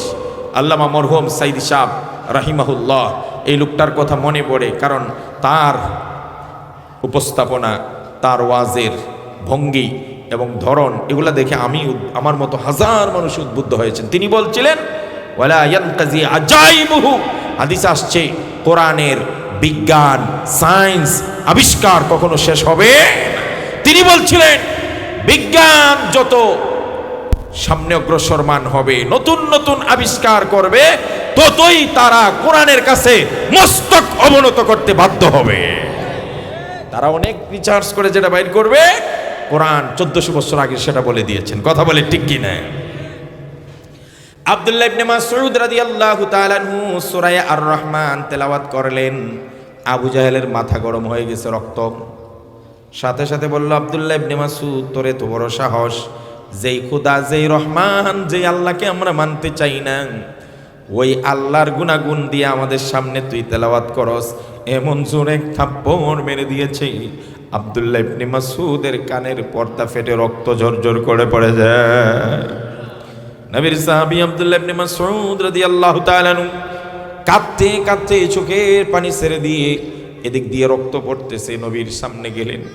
আমার নবীজি সাল্লাল্লাহু আলাইহি ওয়াসাল্লাম প্রিয় সাহাবী আব্দুল্লাহ ইবনে মাসউদের এই অবস্থা দেখে নিজেও কান্না শুরু করলেন। মজলিসে নবীর কান্না দেখে উপস্থিত একজন মানুষ বাকি নাই, সব সাহাবীরা সমানে কান্না করতেছিলেন। আল্লাহ রাব্বুল আলামিন সাইয়্যিদুনা জিবরাইল আলাইহিস সালাতু ওয়াস সালামকে পাঠালেন। ও জিবরাইল, আমার নবী যখনই বেশি কষ্ট পায় তখনই আমার পক্ষ থেকে সান্ত্বনা যায়। যখনই রাসূলুল্লাহ মাইর খেয়েছেন, নবীজিকে এক একটা পুরস্কার দিয়েছেন, এক একটা সুসংবাদ দিয়েছেন। আপনারা খেয়াল করে দেখবেন, তায়েফের ময়দানে যখন আমার নবী তিনবার বেহুশ হয়ে জমিনে পড়ে যায়, বৃষ্টির মতো আমার নবীকে বাচ্চাগুলো, কায়েফের বাচ্চাগুলো যখন ইট পাথর নিক্ষেপ করে নবীজি রক্তাক্ত করেন, তখনই আল্লাহ সুসংবাদ দেন, নবীজি এই কষ্টের বিনিময়ে আপনাকে আমার বাড়িতে মেহমান বানাইয়ে আনতেছি। এবারও যখন আমার নবীজি আব্দুল্লাহ ইবনে মাসউদের এই আঘাত দেখে, রক্তাক্ত চেহারা দেখে, নবীও কান্দে, সাহাবীরাও কান্দে, সমস্ত মানুষ তখন কান্না শুরু করেছেন। যাও জিবরাইল, আমার নবীর এই কান্নার তো অবস্থায় একটা সুসংবাদ দিয়ে আসো। অচিরেই নবীজি আপনি হাসবেন, আপনি হাসবেন, আজকে আপনি কান্না করছেন। হযরত জিবরাইল আলাইহিস সালাতু ওয়াস সালাম আসলেন। আসার পরে হযরত জিবরাইল তো খুশির সংবাদ নিয়ে হাসতেছেন। আমার নবীজি বলেন, জিবরাইল রে, এটা আপনার ভালো হয় নাই, কাজটা ঠিক হয় নাই। আমি কাঁদতেছি আমার আব্দুল্লাহ ইবনে মাসউদের দরদে, আমার সাহাবীরাও কাঁদছে, আর এই অবস্থায় তুমি হাসতেছো। ভাই জিবরাইল, যতক্ষণ আমার আব্দুল্লাহ ইবনে মাসউদ হাসবে না, ততক্ষণ আমি হাসতে পারি না। হযরত জিবরাইল চলে গেলেন। কিছুদিন পরে হিজরত হয়ে গেল। এবার হিজরতের পরে সর্বপ্রথম যে যুদ্ধটা হয়েছে, সেই যুদ্ধটার নাম বদরের যুদ্ধ। কথা বলে ঠিক কি না? আমার নবীজি সাল্লাল্লাহু আলাইহি সাল্লাম বদরের যুদ্ধের জন্য প্রস্তুতি নিচ্ছেন। কাকে কাকে অনুমতি দেওয়া যায় সবাইকে অনুমতি দিলেন। দুইটা বালক লাইনে দাঁড়ালো, ছোট্ট ছোট্ট বালক, বললেন, হুজুর আমরাও বদর যুদ্ধে যেতে চাই। নবীজি দুইটা বালককে আপন ভাইকে দাঁড় করিয়ে দেখলেন। একটা বালক তুলনামূলক একটু উঁচু, আরেকটা একটু নিচু। নবীজি লম্বা ছেলেটাকে অনুমতি দিয়ে ছোটটাকে দিলেন না। এবার ছোট্ট ছেলেটা বলে, হুজুর আমরা দুই ভাই সমানে একসাথে লাইনে দাঁড়িয়েছি, আপনি আমার ভাইয়াকে দিলেন, আমাকে দেন নাই কেন? বিশ্বনবী সাল্লাল্লাহু আলাইহি সাল্লাম বলেন, তোমার ভাইয়া তোমার চেয়ে একটু তুলনামূলক বড়, সুতরাং তাকে দিলাম, তুমি তো ছোট। ছেলেটা এতটাই জিহাদের ময়দানে যাওয়ার জন্য পাগল পাড়া হলেন। বললেন, হুজুর আমার ভাইয়ের দেখতে শুনতে বড়, কিন্তু শক্তি আমার বেশি। কৌশল, যুদ্ধে যাওয়া আর শাহাদাতের তামান্নায় ভিতরের মধ্যে লালিত স্বপ্ন, কেমনে যাবে যুদ্ধে। ও মুসলমান, যেদিন থেকে মুসলমানরা শাহাদাতের তামান্না ছেড়ে দিয়েছে, যুদ্ধে অংশগ্রহণ করার স্পৃহা ভুলে গিয়েছে, মৃত্যুকে ভয় করতে শুরু করেছে, সেই দিন থেকে পৃথিবীর মুসলমানদের উপর বেঈমান কাফেরদের নির্যাতনে লাঞ্ছিত বঞ্চিত হওয়া শুরু হয়েছে। কথা বলে ঠিক কিনা? আজও ঘুরে দাঁড়াও। সাহাবায়ে কেরাম বেঈমান কাফেরদেরকে বলতেন, তোমাদের কাছে নারী আর মদ যতটা মজা, নারী আর মদ যতটা তোমাদের কাছে আনন্দের, আমাদের কাছে আল্লাহর রাস্তায় শহীদ হয়ে যাওয়াটা তার চাইতে বেশি আনন্দের। যেই জাতি মরার জন্য পাগল, ওই জাতিরে পৃথিবীর কেউ দমিয়ে রাখতে পারে? আর যদি সবাই মৃত্যুকে ভয় পাওয়া শুরু করে, তাহলে তো আপনার আমার ঘাড়ের উপর চাপবেই। এই জন্য যুবক, সময় এসেছে এখন ঘুরে দাঁড়াবার। পৃথিবীর বুকে বুকে আজ বিভিন্ন দেশ স্বাধীন হচ্ছে। 53 বছরের স্বৈর শাসনের পতন হয়েছে সিরিয়ার, সেখান থেকে ফিলিস্তিন ইনশাআল্লাহ হবে। আজ আমেরিকাওয়ালারা তোমরা কাঁদো, তোমাদের দুঃখ দুর্দশায় আমরাও তোমাদের সাথে সহমর্মিতা জানাই। গোটা 13,000 বিল্ডিং জ্বলে ছারখার করে দিয়েছেন একজন, তিনি কে? তোমরা ফিলিস্তিনিদেরকে কাঁদিয়েছো। কত ফিলিস্তিনি মা বোনরা নির্যাতনের শিকার হয়েছে, বাড়ি ঘরে বুলডোজার দিয়ে উড়িয়ে দিয়েছো। বাচ্চাগুলো খাতা বালিশ নিয়ে রাস্তায় রাস্তায় ঘুরতেছে, কোথায় আশ্রয় নেই। কত বাচ্চা মরুভূমিতে না খেয়ে খেয়ে ক্ষুধার যন্ত্রণা ছটফট করতেছে, মা মা করে করে, কোনো খাবার নাই। এই জালিমেরা ওই যে এই মানুষগুলাকে রিলিফের মাল বিভিন্ন দেশ থেকে খাদ্য হিসাবে দেয়, ওই খাদ্যের বোঝাই করা ট্রাকগুলোর উপর আক্রমণ করে খাদ্য পৌঁছাইতে দেয় নাই। এতদিন শুধু ফিলিস্তিনিরা কান্না করেছে, বাড়িঘর ছেড়েছে, তাদের বাড়িঘরে আগুন জ্বালাইছো, মসজিদগুলাকে ঘুরিয়ে দিয়েছো। আল্লাহ আজকে তোমাদের অঞ্চলে ক্যালিফোর্নিয়ার লস অ্যাঞ্জেলেসে এমন বাতাস দিয়েছে, সাধারণ বাতাস নয়, আগুনের ঝড় দিয়েছে। লেলিহান আগুন, উত্তাল আগুন, কেউ থামায় রাখতে পারে না। 13,000 বাড়িঘর জ্বলে ছারখার হয়ে গেছে। আল্লাহ সব পারেন, কথা বলেন ঠিক কিনা? ওয়েট এন্ড সি, আমরা অপেক্ষা করছি। যুবক, ঘুরে দাঁড়াও, জাগ্রত হও, দুনিয়ার মোহ ত্যাগ করো, ইসলামের পতাকাকে হাতে নাও, আর মৃত্যুর ভয় ভুলে শাহাদাতের তামান্না বুকে লালন করো। ইনশাআল্লাহ সব জায়গায় ইসলাম বিজয়ী বেশে আবার ঘুরে দাঁড়াবে, কথা বলেন ঠিক কিনা? এটা রাসূলুল্লাহর ভবিষ্যৎবাণী আছে। নবীজি বলছেন, লা ইয়াবকা আলা যাহরিল আরদি বাইতু মাদারিন ওয়ালা ওয়াবার ইল্লা আদখালাহুল্লাহু কালিমাতাল ইসলাম ইম্মা বিইজ্জিন আজিজ ওয়া ইম্মা বিযুল্লিন জালিল। রাসূলুল্লাহ বলছেন, কিয়ামতের আগে পৃথিবীর যত কাঁচা পাকা ঘর আছে, বিল্ডিং আছে, টিনের ঘর আছে, মাটির ঘর আছে, ইনশাআল্লাহ সব করে কালিমার পতাকা উঠবে, সব করে কালিমার পতাকা উঠবে। ইজ্জতের সাথে তুমি ইসলাম গ্রহণ করো, আর না হলে জোর করে বাধ্য হয়ে তুমি মুসলমান হতে হবে, কথা বলে ঠিক কি না? আমরা সেই লালিত স্বপ্ন দেখছি, রাসূলুল্লাহর ভবিষ্যৎবাণী ছুটবে ইনশাআল্লাহ। রাসূলুল্লাহ বলছেন না, ইসাবাতান আহরাজাহুমুল্লাহু মিনান নার, দুটি দলকে আল্লাহ জাহান্নাম থেকে মুক্ত করে দিয়েছেন। দুইটি দল, ইসাবাতুন তাগজুল হিন্দ, যেই দলটা হিন্দুস্তানের যুদ্ধে মুসলমানদের পক্ষে যুদ্ধ করবে, তাদেরকে আল্লাহ দুনিয়ার থাকতে জাহান্নাম থেকে মুক্তির সার্টিফিকেট দিয়েছেন। সুবহানাল্লাহ। আজকের ভারত সহ্য হচ্ছে না। আমরা যখন গোলামির জিঞ্জির ছুঁড়ে ফেলে দিয়েছি, আমরা যখন তাবেদারি ছেড়ে দিয়েছি, আমরা যখন তোমাদের আনুগত্য ছেড়ে দিয়েছি, তোমরা যতদিন আমাদেরকে দাসত্ব করিয়েছো, দাস বানিয়ে রেখেছিল, আমরা এবার ঘুরে দাঁড়িয়ে বলছি আমরা স্বাধীন, আমরা মুসলমান, আমরা মস্তক অবনত করে নেওয়ালা জাতি নই। প্রয়োজনে জীবন দিব, পাগড়ি দিব না, কল্লা দিব, টুপি যেতে দিব না। সেই কথা যখন আমরা ঘোষণা করছি, তাদের জ্বালাতন শুরু হয়ে গেছে, চক্রান্ত শুরু করেছে। বর্ডারে বর্ডারে তারা ফুসকি মারে, কিভাবে দখল করবে। আমরাও প্রতিজ্ঞা গ্রহণ করেছি, হয় বাঁচবো না হয় মরবো। আবু হুরায়রার মতো বলবো, এই যুদ্ধে আমরা অংশগ্রহণ করে হয় উত্তম শহীদ হয়ে যাব, না হইলে গাজীর বেশে বেড়ে উঠবো। ও আমার মুসলিম যুবকেরা, ঘুরে দাঁড়াও, ঘুরে দাঁড়াও। দেশের জন্য, স্বাধীনতার জন্য, 56,000 বর্গ মাইলের প্রতি ইঞ্চি মাটির জন্য, ইসলামের পতাকাকে উড্ডীন করার জন্য আবারও যদি এক সাগর রক্ত দিতে হয়, রক্ত দিব, দেশকে হাতছাড়া হতে দেব না। প্রতিজ্ঞা করো যুবকরা, দুনিয়ার মোহ ত্যাগ করো। এরা চায় খেলাধুলা, নাটক, সিনেমা ইত্যাদির মধ্যে যুবকদেরকে লাগায় রাখো। ইসলাম নিয়ে যেন তারা না ভাবে। আমি তো সবসময় আমার যুবকদেরকে কলিজা দিয়ে ভালোবাসি আর বলি, ও যুবক, তুমি ভার্সিটিতে পড়ো, কলেজে পড়ো, স্কুলে পড়ো, মাদ্রাসায় পড়ো, সব যুবকরা মোহাম্মদ বিন কাসিমের ইতিহাস পড়ো। 17 বছর বয়সে যদি গোটা সিন্ধু জয় করতে পারে, মাত্র 8 থেকে 12 বছর বয়সে আলী ইসলাম গ্রহণ করে বীর বাহাদুর আসাদুল্লাহ গালিব হতে পারে, মুআজ আর মুআব্বিস দুই ভাই আবু জাহেলের মতো পৃথিবীর সবচেয়ে বড় দুশমনকে যদি ঘায়েল করতে পারে, তুমি কেন পারবে না ইসলামের জন্য নিজের জীবনকে বাজি রাখতে? কথা বলে ঠিক খেতে। তোমারও বয়স হয়েছে, এবার একটু ঘুরে দাঁড়াও, এবার একটু ইসলাম নিয়ে চিন্তা করো, নবীর আশেক হও, উম্মত হও, সাহাবীদের সোনালী ইতিহাস পড়ো। সাহাবায়ে কেরাম কি পরিমাণ কষ্ট করেছে এই দ্বীনকে প্রতিষ্ঠা করার জন্য। ছোট্ট ছেলে, বড় ভাই লম্বা, আমি হুজুর শক্তিতে বেশি। যদি বিশ্বাস না হয় তাহলে দুই ভাইয়ের কুস্তি লাগিয়ে দেন, যে যাকে পরাজিত করতে পারে দেখে নেবেন। আমার নবীজি বলছেন, ঠিক আছে, দেখি দুই ভাই কুস্তি করো। এবার দুই ভাই, এক ভাই আরেক ভাইকে ঝাপটা দিয়ে ধরছে, ছোট ভাই বড় ভাইকে কানে কানে বলে, ভাই তোর তো অনুমতি মিলে গেছে, তুই তো যাবেই, কিন্তু আমার অনুমতি যদি নিতে হয় তাহলে তোরে পরাস্ত করতে হবে। কিন্তু আমি জানি তোর সঙ্গে আমি কুস্তিতে পারবো না ভাই, তোর সাথে যেন আমি যেতে পারি আজকের জন্য তুই একটু আমাকে ছাড় দে, তুই ইচ্ছা করে নিচে পড়ে যা, যাতে প্রমাণ করতে পারি তোর চাইতে আবার শক্তি বেশি। আল্লাহ রাস্তায় যাওয়ার জন্য, যুদ্ধের ময়দানে যাওয়ার জন্য কি পরিমাণ পরিকল্পনা। ছোট্ট বাচ্চা, রাসূলুল্লাহ বলছেন যাদের হৃদয়ে যুদ্ধের কোনো তামান্না নাই, শাহাদাতের কোনো স্পৃহা নাই, তাদের মৃত্যু হবে মুনাফিকের মৃত্যু। আমরা তো স্বপ্ন দেখি, আল্লাহ আপনার দেওয়ায় জীবন যদি আপনার দিনের জন্য বিলীন করে দিতে পারি, তার চেয়ে বড় সৌভাগ্য আর কিছু হতে পারে? আমার নবীজির সাহাবী সাইয়েদনা ওমর রাদিয়াল্লাহু তাআলা কি দোয়া করতেন?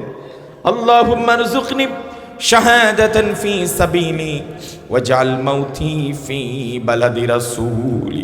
আল্লাহ আমার মৃত্যুটা শাহাদাতের মৃত্যু দিয়ে দেন, আর আমার মৃত্যুটা রাসূলুল্লাহর শহরে যেন হয়ে যায়। খুদ বিশ্বনবী সাল্লাল্লাহু আলাইহি সাল্লাম, যার শরীরে মশা মাছি বসাও নিষেধ ছিল, ওই নবী সাল্লাল্লাহু আলাইহি সাল্লাম বারবার একটা কথা বলতেন, যুবকদেরকে আমি শোনাচ্ছি। নবীজি বলতেন, লাওয়াদিত্তু আন উক্তালা ফি সাবিলিল্লাহ সুম্মা উহিয়া সুম্মা উক্তালা সুম্মা উহিয়া সুম্মা উক্তালা। নবীজি বলেন আমার মনে চায়, আবার বলছি, নবীজি বলেন আমার মনে চায় আমি আমার আল্লাহ রাস্তায় জীবনটা বিলাইয়া দেই, আবার আমাকে জীবিত করা হোক, আবার শহীদ হয়ে যাই, আবার জীবিত করা হোক, আবার শহীদ হয়ে যাই। এই দুই ভাই যখন কুস্তি করলেন, বড় ভাই ইচ্ছা করে ঢিল দিলেন, ছোট ভাই উপরে উঠে গেল, বড় ভাই নিচে পড়ে গেল। এবার দুই ভাই উঠে বলছেন, ছোট ভাই হুজুর দেখছেন সে আমার সঙ্গে শক্তি দিতে পারে না। আমার নবীজি মুস্কি হাসলেন আর দুই ভাইকেই বদরের যুদ্ধে যাওয়ার জন্য অনুমতি দিয়া দিলেন।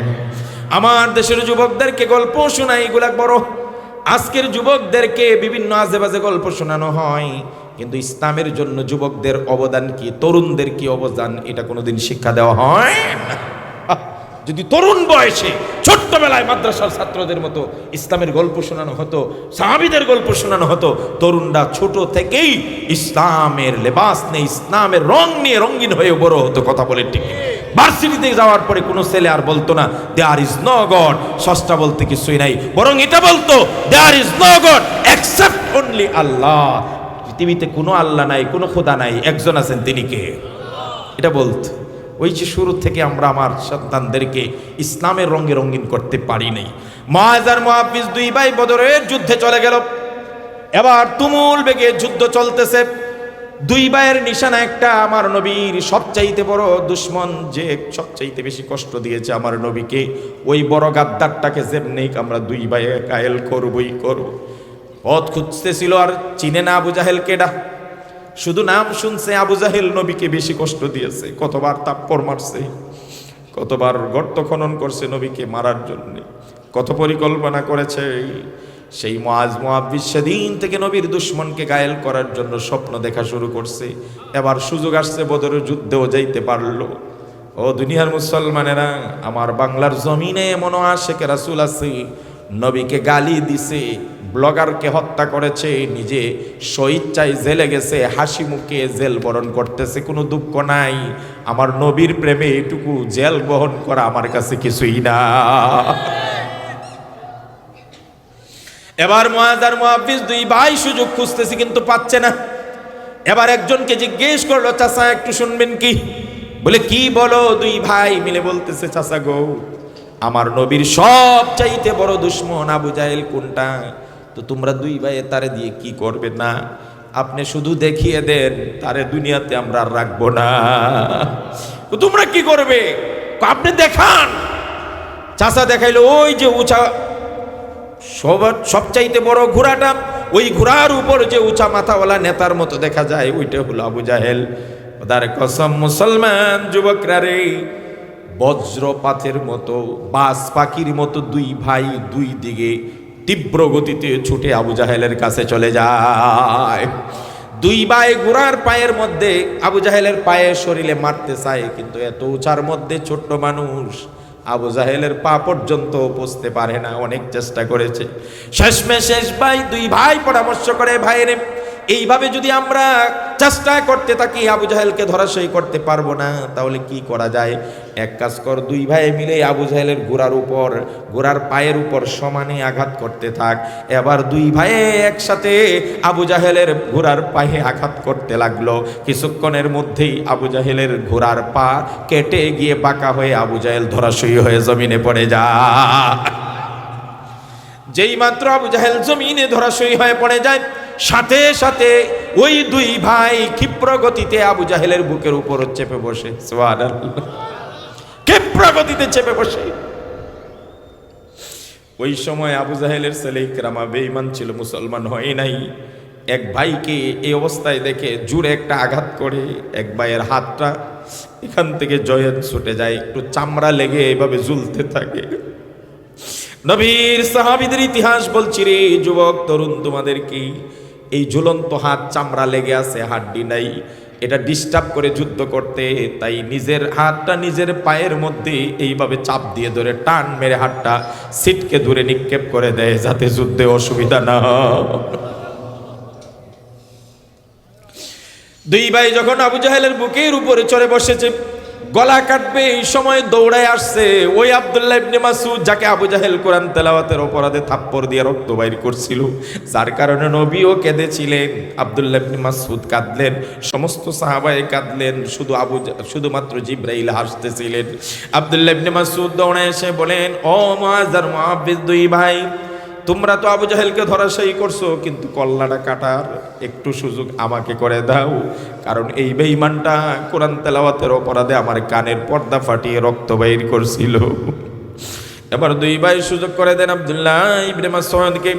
বুকে চড়ে বসে আব্দুল্লাহ ইবনে মাসউদ আবু জাহেলের গলায় যখন তরবারি ধারণ করছে, কত বড় ক্ষুধাদ্রোহী বলে কি আব্দুল্লাহ ইবনে মাসউদ রে দেখে, আরে আমার কপাল কত খারাপ, আমার মৃত্যুর সময় আমি কৃষকের ছেলের হাতে মরতেছি, যদি আজকে মুহাম্মদের হাতে মরতাম, যদি আবু বকরের মতো সম্ভ্রান্ত ফ্যামিলির কারো কাছে মরতাম, তাহলে আমার নামে ইতিহাসে বড় করে লেখা থাকতো আবু বকরের হাতে মরছি।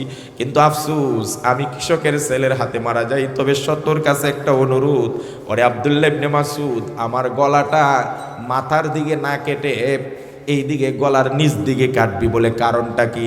কারণটা হলো লম্বা গলা যদি থাকে তাহলে দূর থেকে দেখলেই বুঝবে এটা নেতার কল্লা। নেতার কল্লা বোঝানোর জন্য সে মরার সময় আল্লাহর সঙ্গে বেঈমানি করেছে। রাসূলুল্লাহ বলতেন, মুসার ফেরাউনের চাইতে আমার জামানার ফেরাউন সব চাইতে ভয়ঙ্কর ছিল, কারণ মুসার ফেরাউন মরার সময় কি করছে? ঈমান আনার চেষ্টা করছে তো, কিন্তু আমার জামানার ফেরাউন আবু জাহেল মরার সময় আরো বড় দুশ্মনী করে মারা যায়। ঘটনা শুনেন, এরপরে আব্দুল্লাহ ইবনে মাসউদ মাথা কাটছে, এই বড় মাথা, এই মাথা তো ধরে নিতে পারে না। এরপরে আব্দুল্লাহ ইবনে মাসউদ কানে ছিদ্র করছে। কোথায়? তরবারি দিয়ে কানে ছিদ্র করেছে, আর আবু জাহেলের চুল এটার ভিতরে ঢুকাইয়া গিরা দিছে। এই যে কপালের চুল আর কানের ছিদ্র, কোরআনে কারিম আছে না, কাল্লা লানাসফা'আম বিন্নাসিয়া নাসিয়াতিন কাযিবাতিন খাতিয়া। আল্লাহ পাক ওই দিন বিশ্বনবীকে জানিয়েছিলেন, আজকে আর রহমান তেলাওয়াতের অপরাধে আব্দুল্লাহ ইবনে মাসউদের কানের পর্দা ফেলে দিয়ে ফাটিয়ে দিয়ে রক্ত বাইর করছে। একদিন এই আবু জাহেলকে কপালের কেশ ধরে ধরে টেনে টেনে জাহান্নামে নিক্ষেপ করা হবে। আজকের বদরের যুদ্ধে আব্দুল্লাহ ইবনে মাসউদ কান ছিদ্র করে কপালের চুল ধরে টেনে টেনে বিশ্বনবীর কাছে নিয়ে যান। নবীজি আব্দুল্লাহ ইবনে মাসউদের এই দৃশ্য দেখে, আবু জাহেলের মাথার দৃশ্য দেখে হাসতে থাকেন। আব্দুল্লাহ ইবনে মাসউদ হাসে, নবীজি হাসে, সাহাবীরাও হাসতেছেন। এই অবস্থায় হযরত জিবরাইল বলেন, ইয়া আল্লাহ, ওই দিন শুধু আমি একা হাসছিলাম, আমার নবী হাসে নাই, কোনো সাহাবী হাসে নাই, আজকে যেহেতু সবাই হাসতেছে, সবার সঙ্গে আমাকেও হাসার অনুমতি দেন। হযরত জিবরাইল এসে সবার সঙ্গে জুড়ে যান, বলেন, হুজুর, আজকের এই দৃশ্যের সুসংবাদ দেখেই আমি ওই দিন হাসতেছিলাম। কোরআন তেলাওয়াতের অপরাধে আব্দুল্লাহ ইবনে মাসউদ কেমনটা করা হয়। হযরত ওমর বলেন, আমি গিয়ে দেখি নবীজি কোরআন তেলাওয়াত করতেছেন কাবার চত্বরে দাঁড়িয়ে। নবীজির পড়াগুলো এত সুন্দর লাগতেছিল, ইযা শামসু কুবিরাত ওয়া ইযান নুজুমু কাদারাত ওয়া ইযাল জিবালু সুয়িরাত وإذا العشار عطلت وإذا الوحوش حشرت وإذا البحار سجرت وإذا النفوس زوجت وإذا الموءودة سئلت بأي ذنب قتلت وإذا الصحف نشرت وإذا السماء كشطت وإذا الجحيم سعرت وإذا الجنة أزلفت علمت نفس ما أحضرت الله أكبر কত পড়বেন আপনি ছন্দের কত মিল চান ইযা সামাউন ফাতারাত ওয়াইদাল কাওয়াকিবুন তাসারাত ওয়াইদাল বিহারু ফুজ্জিরাত ওয়াইদাল কুবুরু বুসিরাত আলিমাত নাফসুম মা কদ্দামাত ওয়া আখারাত আল্লাহু আকবার কত মিল দেখবেন কত মিল দেখবেন তো মুহাম্মদ সাল্লাল্লাহু আলাইহি ইসলাম তেলাওয়াত করে উমরও কো সর্বনাশ মুহাম্মদ তো কোনো স্কুলে পড়ে নাই কোনো মাদ্রাসাও পড়ে নাই দুনিয়ার কোনো শিক্ষকের কাছেই পড়ে নাই কিন্তু এত সুন্দর করে কবিতা বানায় কেমনে ওই সময় আমার আল্লাহ মুহাম্মদ সাল্লাল্লাহু আলাইহি ওয়াসাল্লামের জেহেনে ঢেলে দিলেন ও মুহাম্মদ আপনি পড়েন ইন্নাহু এই কিতাব মা হুয়া বিকাউলি শাইরিন কালিলাম মা তুমিনুন ও মুহাম্মদ আপনি এই আয়াতটা পড়ে শোনায় দেন মুহাম্মদ সাল্লাল্লাহু আলাইহি ওয়াসাল্লাম বললেন এই কোরআন কোনো কবির কবিতার গ্রন্থ নয় সুবহানাল্লাহ উমর কো সর্বনাশ আমি মনে মনে বলতেছি মুহাম্মদ কবি বানায় কেমনে কবিতা আর আমার প্রশ্নের জবাব দিয়া দিল এটা কবিতা না তাহলে মুহাম্মদ দিকে ইদানিং গণক হয়ে গেছে নাউজুবিল্লাহ বলেন না এবার আল্লাহ বলেন এই প্রশ্নের জবাব আপনি দেন আল্লাহ জেহেনে রেলে দিবেন এবার নবীজি বলেন ওয়ালা বিকাউলি কাহিনিন কালিলাম মা তাযাক্কারুন এবার মুহাম্মদ সাল্লাল্লাহু আলাইহি ওয়াসাল্লাম বললেন না না এই কোরআনটা কোনো গণকের গণনার বই না সুবহানাল্লাহ এবার মোর কো আরে সর্বনাশ আমি বললাম কবিতা কই থেকে পাইলো কয়টা কবিতা না আমি বললাম মনের কথা কেমনে জানে গণক নাকি কয় না গণক না তাহলে এটা কি পড়তেছে মুহাম্মদ এবার আল্লাহ কই এটার উত্তর দিয়ে দেন আবার জেহেনের মধ্যে ঢেলে দিলেন আমার নবীজি এবার বলেন তানজিলুম মির রাব্বিল আলামিন এটা আল্লাহর পক্ষ থেকে নাজিলকৃত কিতাব সুবহানাল্লাহ ওই দিন থেকেই অ্যাকশন শুরু হইছে কোরআনের অ্যাকশন শুরু হইছে আর বাস্তবায়ন হইছে যেদিন আল্লাহ রাসূলের মাথা আনতে গিয়েছিল মনে আছে তো সেই ঘটনা হযরত ওমর রাদিয়াল্লাহু তাআলা আনহু বলেন মক্কার বেঈমান কাফেররা মুহাম্মাদের ইসলাম ধর্মকে স্তব্ধ করে দেওয়ার চেষ্টা করে আমি একদিন গিয়ে আবু জাহেলের সামনে বললাম আমি আজকে মুহাম্মাদের কল্লা আনতে যাচ্ছি দেখ ভাই ইসলাম এখানে শেষ করে দেব তরবারি খাপ থেকে বের করে দৌড়িয়ে নবীজির দিকে দৌড়ায় যায় কল্লা আনতে যায় মাথা আনতে যায় রাস্তার মধ্যে হযরতে সাদ ইবনে আবি ওয়াক্কাস রাদিয়াল্লাহু তাআলার সঙ্গে সাক্ষাৎ বললেন উমর কোথায় যাও কয় মুহাম্মাদের কল্লা আনতে যাই কেউ তো আটকানোর ক্ষমতা নেই ক্ষমতা আছে হযরত উমর রাদিয়াল্লাহু তাআলা এক ব্যক্তি আহারি বলবো পরে সাদ ইবনে আবি ওয়াক্কাস চিন্তা করলেন তার গতিপথ ভিন্ন পথে মুভমেন্ট নাড়ায় দেওয়া দরকার বলল উমর মুহাম্মাদের মাথা পরে আনবা আগে তোমার ঘরের খবর নিছো বলে আমার ঘরের কি খবর তোমার বোন ফাতেমা এবং তোমার বোন জামাই সাঈদ ইবনে যায়েদ দুইজনেই মুসলমান হয়ে গেছে উমর কয় আমি ইসলামের ধারক বাহক মুহাম্মাদের কল্যাণ আনতে যাই আর আমার ঘরে ইসলাম ঢুকাইয়া দিছে আল্লাহ বলেন এটাই আমার খেলা আমেরিকা সারা পৃথিবীর মুসলমানদের বিরুদ্ধাচরণ করবে পৃথিবীর মুসলমানদেরকে নিঃশেষ করার চেষ্টা করবে আর তোমাদের মূল ঘর বিল ক্লিনটনের ঘরে মুসলমান তৈরি করে দেবে ঘরে ঘরে মুসলিম তৈরি হবে তোমাদের আমেরিকার ব্রিটেনের বড় বড় গির্জা কিনে কিনে মুসলমানরা মসজিদ বানাবে কথা বলে ঠিক কিনা এবারে তোরা ফিলিস্তিনে 1 লাখ মারবি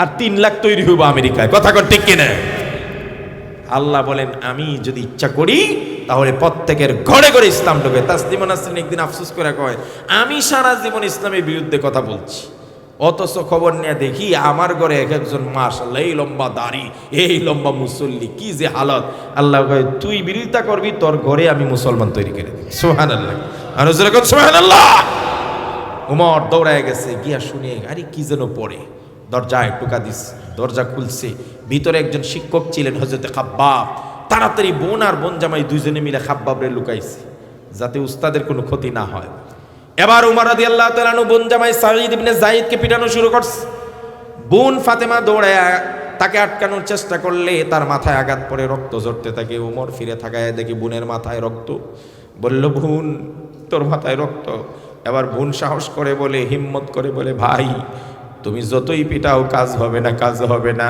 মারতে মারতে যদি আমাকে মেরেও ফেলো, তাও আমরা ইসলাম থেকে কখনো পিছপা হব না। এবার হযরত ওমর রাদিয়াল্লাহু তাআলা আনহু বলেন, বোন রে, তোরা এটা কি পড়তেছিলে? এটা তো বড় মজার, আমার একটু দেশ না, ধরি শিখি পড়ি। এবার হযরতে ফাতেমা বলেন, ভাইয়া এটা এমন একটি কোরআন যেই কোরআন অজু সারা, গোসল সারা ধরা যায় না। তুমি নাপাক, তাড়াতাড়ি গোসল করে আসো, তবেই তোমার হাতে উঠিয়ে দেওয়া যাবে। হযরত ওমরের ভিতরে হেদায়েতের আলো আল্লাহ পৌঁছিয়ে দিয়েছেন কি কোরআনের অ্যাকশনে। গোসল করে আসার পরে খাব্বাব বেরিয়ে আসেন। এবার হযরতে খাব্বাব সূরা তাহার এক রুকু হযরত ওমরের সামনে শুনিয়ে বলেন, তাহা মা আনজালনা আলাইকাল কুরআনা লিতাশকা ইল্লা তাযকিরাতাল লিমান ইয়াখশা। এই কিতাব আপনার উপর নাযিল করেছি ইয়া রাসূলুল্লাহ, আপনি ভিক্ষা করে খাওয়ার জন্য না। আজকার বস্তু বানাইছি কোরআন, আমরা 40 আর খতমের বস্তু বানাইছি। এই কোরআন তাবিজের গ্রন্থ বানাইছি। এই কোরআন দিয়া আমরা নিজেদের রুটি রুজি করি। অথচ কোরআন আসছে মানুষের ভাগ্য পরিবর্তন করার জন্য, ইসলামকে রাষ্ট্রীয়ভাবে বিজয়ী বেশে প্রতিষ্ঠা করার জন্য কোরআন এসেছে, বিশ্ব শাসন করার জন্য এসেছে। আর আমরা এই কোরআনকে অত্যন্ত সযত্নে আলমিরার উপর, তাকের উপর আমরা গিলাম আবৃত করে রেখে দিয়েছি। জিন্দেগিতে খুলেও দেখি না। কথা বলে ঠিক কিনা? কপাল পোড়া জাতি। এই কোরআন তো এই জন্য আসে নাই। কোরআন আসছে চুরির বিচার কেমনে করতে হবে, দুর্নীতি কেমনে বন্ধ করতে হবে, দর্শন কেমনে বন্ধ করতে হবে, অর্থনীতির চাকা কিভাবে ঘুরবে, কিভাবে রাষ্ট্র পরিচালনা হবে, কিভাবে পরিবার চলবে, সমাজ চলবে, সংসদ চলবে, সচিবালয় চলবে। আল্লাহ পাক বলেন, আলিফ লাম রা কিতাবুন উহকিমাত আয়াতু সুম্মা ফুসসিলাত মিন লাদুন হাকিমিন খাবীর। এই কিতাব অত্যন্ত সুবিন্যস্ত, সুস্পষ্ট বাণী সম্বলিত একটি কিতাব, যেই কিতাবের মাধ্যমে তিবিয়ানাল লিকুল্লি শাই, সব জিনিসের একেবারে খুল্লুম খোলা বিবরণ আল্লাহ দান করেছেন। সুবহানাল্লাহ। মান হাকামা বিহি আদালা। এই কোরআন দ্বারা যারা বিচার করে সবচাইতে ইনসাফপূর্ণ বিচার করে। আমরা ওই জায়গায় যাব কিভাবে? আজ পর্যন্ত আমার ছেলেকে কোরআনকে শুদ্ধ করে পড়ানোই আমরা তাগাদা করি না, গরজও করি না। কোরআনী রাষ্ট্র কায়েম করার স্বপ্ন কিভাবে আপনাদের দেখবে? আমাদের শাইখুল হাদিস আল্লামা আজিজুল হক রহমতুল্লাহ আলাইহি বলতেন ক্লাসের মধ্যে যে, আহারে সারা জীবন মানুষকে খালি কোরআনের আইন দ্বারা রাষ্ট্র পরিচালনা হলে কি সুখ, এটা বলে গেছি কিন্তু দেখাইতে পারিনি। একটা বার যদি কোরআনের আইন এই দেশে বাস্তবায়িত হতো, খুদার কসম দুর্নীতি দমন করার জন্য এত কমিশন লাগতো না। কথা কয় না কা? আমাদের দরবেশ বাবারা হাজার হাজার কোটি টাকা আত্মসাৎ করছে, কই আইনের ফাঁক বলে বেরিয়ে যাবে, সব বেরিয়ে যাবে। দুর্নীতি দমন কমিশন গঠন হয় দুর্নীতি দমন করার জন্য। যেই কমিশন গঠন হয়েছে দমন করার জন্য, এরাই দুর্নীতিগ্রস্ত হয়ে যায়। বেড়ারা দিচ্ছে ক্ষেত পাহারা দেওয়ার জন্য, বেড়াই ক্ষেত খাওয়া শুরু করে। এখন ওই কমিশনের দুর্নীতি তদন্তের জন্য আবার কমিশন হয়, এই কমিশন আবার দুর্নীতিগ্রস্ত হয়, টাকা দিয়ে সব উল্টায়া দেয়। আমি তো বলি খোদার কসম, আব্রাহাম লিঙ্কনের গণতন্ত্র দিয়ে দুর্নীতি বন্ধ হবে না। আব্রাহাম লিঙ্কনের গণতন্ত্র দিয়ে এই দেশে ধর্ষণ বন্ধ হবে না। আপনাকে আমি চ্যালেঞ্জ করছি, হে যুবক, আমি বানিয়ে কল্পকাহিনী বলছি না, তুমি গুগলে সার্চ দাও তো, কি লিখবে জানো? লিখবে পৃথিবীর সবচাইতে শীর্ষ 10টা দেশ, যেই দেশগুলোতে সবচাইতে বেশি ধর্ষণ হয়, এমন 10টা দেশ কে কে? গুগল তোমাকে জানিয়ে দিবে এই 10টা দেশে সবচাইতে বেশি ধর্ষণ হয়। এর মধ্যে 1 নম্বর, চোখ কপালে উঠে যাবে। ও আমার রাজনৈতিক দলের নেতৃবৃন্দরা, ও আমার বুদ্ধিজীবীরা, ও আমার দেশ নিয়ে যারা চিন্তা করেন, আপনাদেরকে বলছি, আপনারা তো দেশের ধর্ষণ বন্ধ করতে চান, ধর্ষণ দমন করতে চান আব্রাহাম লিঙ্কনের গণতন্ত্র দিয়া। তো গণতন্ত্র আবিষ্কার হয়েছে কোন দেশে? সবাই বলেন না কেন? তাহলে নিয়ম হলো, তার দেশের থিওরি দিয়ে আমার দেশে ধর্ষণ বন্ধ করবেন। আগে দেখেন তার দেশের এই গণতন্ত্র দিয়া তার দেশে ধর্ষণ বন্ধ হয়েছিল, তার দেশে ধর্ষণ বন্ধ হয়েছিনি। আপনি গুগলকে বলেন দেখতো কে সবচেয়ে বেশি ধর্ষণ করে কোন দেশ, গুগল আপনাকে বলে দিবে আব্রাহাম লিঙ্কন প্রতিষ্ঠা করেছে গণতন্ত্র। ওই গণতন্ত্রের মাতৃভূমি আমেরিকা হলো পৃথিবীর 1 নম্বরে ধর্ষণকারী দেশ। এটা আমার কথা না ভাই, এটা গুগলে বলে দেয়। তাহলে যেই আমেরিকা তার গণতন্ত্র দিয়ে তার দেশে ধর্ষণ বন্ধ করতে পারে না, আপনি বাংলাদেশে 7 সমুদ্র 13 নদী পার করে ওই গণতন্ত্র দিয়ে এখানে ধর্ষণ বন্ধ করবেন? এটা তো পাগলের প্রলাপ, পাগলের প্রলাপ। আপনি ব্রিটিশের আইন দিয়ে বিচার করেন না? কথা কয় না? আমাদের আদালতগুলা ব্রিটিশ চলে গেছে। দুঃখের বিষয় হলো, যেই জাতি ব্রিটিশের বিরুদ্ধে আন্দোলন করে জান দিল, প্রাণ দিল, এত চেষ্টা করে দৌড়াইলো, হেতিরার বিচার ব্যবস্থা এখনো বহাল রাখছে। নেও, তো দৌড়ে লাভ হইল কি? ব্রিটিশের বিচার ব্যবস্থা আমাদের দেশে চলে। অথচ আপনি যদি গুগলকে বলেন, ও গুগল, আমরা তো ব্রিটিশের বিচার ব্যবস্থা দিয়ে ধর্ষণ বন্ধ করতে চাই, তুই বলতো দেখি ব্রিটিশে তাদের বিচারে তাদের দেশে কি পরিমাণ ফলশ্রুত হয়েছে, ফল বাইছে। এখন আপনাকে গুগল বলবে 1 নম্বর শীর্ষ ধর্ষণকারী দেশ আমেরিকা, 2 নম্বর হলো সুইডেন, 2 নম্বর হলো দক্ষিণ আফ্রিকা, 3 নম্বর হলো সুইডেন, 4 নম্বর হলো আমাদের পাশে একটা দেশ আছে, কি কয় না? ইদানিং কেউ কয় ধর্মনিরপেক্ষ মতবাদ আমার দেশে চালু করব। এই বুকার দলেরা, যেই ধর্মনিরপেক্ষ মতবাদ ভারতে প্রতিষ্ঠিত আছে দাবি করে, সেই ভারত পৃথিবীর 4 নম্বর দেশ ধর্ষণকারী হিসাবে, তো তাদের দেশ যদি ধর্ষণ বন্ধ না হয়, তোমার দেশে ধর্মনিরপেক্ষ মতবাদ চালু করে কিভাবে ধর্ষণ বন্ধ করবে? 5 নম্বর হলো এই ইংল্যান্ড, এই লন্ডনে, এই যুক্তরাজ্যে ধর্ষণ 5 নম্বর দেশ হিসেবে স্বীকৃত। সেই দেশে যদি তাদের বিচার ব্যবস্থা দ্বারা ধর্ষণ বন্ধ না হয়, আমার দেশে ব্রিটিশের বিচারে ধর্ষণ বন্ধ হবে? আরো জোরে। তাহলে দুর্নীতি, ধর্ষণ, মদ, জুয়া, বাম্পার, হাউজিং, সিটারি, বাটপারি, 2 নম্বরই, চিন্তায়, রাহাজানি, উল্টা পাল্টা কিচ্ছু বন্ধ হবে না। খোদার কসম, দুর্নীতি বন্ধ হবে না। গণতন্ত্র দিয়ে, সোশ্যালিজম দিয়ে, কমিউনিজম দিয়ে, ক্যাপিটালিজম দিয়ে, ধর্মনিরপেক্ষ মতবাদ দিয়ে কখনোই দেশ দুর্নীতিমুক্ত হবে না। আমরা যদি বলি, একবার যদি কোরআনের একটা আইন প্রতিষ্ঠা করতে পারো, কোরআন বলছে চোর আর সুন্নির হাত কেটে দাও। সোজা কথা। আস-সারিকু ওয়াস-সারিকাতু ফাকতাউ আইদিয়াহুমা, 2 জনেরই হাত কেটে দাও। কারণ 2 জনের কথা কেন কইলো? চোর আর সুন্নি উল্লেখ করলো কেন? মহিলার পুরুষ 2 জনের কথা বললো কেন? চোর কইলেই তো মহিলা হোক পুরুষ হোক। কারণ আল্লাহ পাক তো জানে 1500 বছর পরে বাংলাদেশের যেভাবে সাহেব পাড়ায় একদল মানুষ দুর্নীতি করে বাড়ি বানাইব, একদল মহিলাও পিছিয়ে থাকবে না। তারা তো সবসময় সমান অধিকার চায়। তো পুরুষরা যদি সাহেব পাড়ায় দুর্নীতি করে বাড়ি বানাইতে পারে, এই জন্য মহিলা কইতে আমরা দুষ করছি কি? আমরাও বেগম পাড়ায়, কথা কয় না কা? তাইলে বোঝা গেল মহিলাও চোর হইতে পারে, পুরুষও হইতে পারে। মহিলাও দুর্নীতি করতে পারে, পুরুষও দুর্নীতি করতে পারে। এই জন্য আল্লাহ কইছে আস-সারিকু ওয়াস-সারিকাতু, চোর পুরুষ হোক মহিলা হোক, প্রমাণিত হইলে মামলা দিবেন, শুনানি হবে। বছরের পর বছর খালি শুনানি হইতেছে। এরপরে যে কোনো ফাঁক ফুক গলে দুর্নীতিবাজরা বের হয়ে যাবে। এই গণতন্ত্র দিয়ে কোনো দিন দুর্নীতি বন্ধ হবে কি? আর মামলা বেটা, কোনো মামলা নাই, কোনো শুনানি নাই, কোনো আর্জি নাই।